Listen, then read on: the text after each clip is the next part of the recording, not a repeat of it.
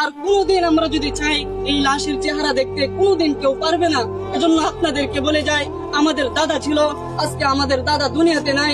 আমাদের নানা ছিল, আজকে দুনিয়াতে আমার নানা নাই। অনেকের বাবা দুনিয়ার জমিনে ছিল, আজকে আমাদের বাবা অনেকের হারায় গেছে। এজন্য আপনাদেরকে আমি এই জানাজা থেকে একটা মেসেজ দিয়ে যেতে চাই।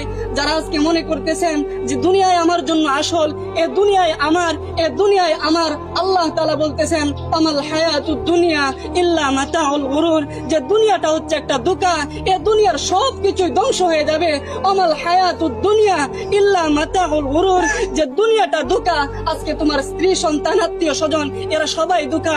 এজন্য মুহতারাম হাজরিন, দুনিয়ার মুখ থেকে আজকে আমরা আমাদের চেহারা, আমাদের দিল, আমাদের কলব আজকে আমরা আল্লাহর দিকে ফিরাইয়া দেই। যে জিন্দেগিতে যত গুনাহ করছি, আজকে এই জানাজা থেকে আমরা প্রতিজ্ঞা করতে চাই আর গুনাহ করব না।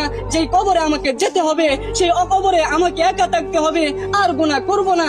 এই প্রতিজ্ঞা করে যদি আমরা এই জানাজা থেকে যেতে পারি, ইনশাআল্লাহ এই জানাজা আমাদের জন্য সফলতা বয়ে আনবে। সুবহানাল্লাহ। কথা আর লম্বা করার কোনো প্রয়োজন নেই। অনেকেই আত্মীয় স্বজন আছে, তারা কথা বলবেন। এই জানাজাই হচ্ছে আমাদের জন্য সবচাইতে বড় সবক, কথা ঠিক না? আল্লাহ তাআলা আমাদেরকে যে কথাগুলো বলছে সকলকে বোঝার তৌফিক দান করুক। সকল বলে আমিন।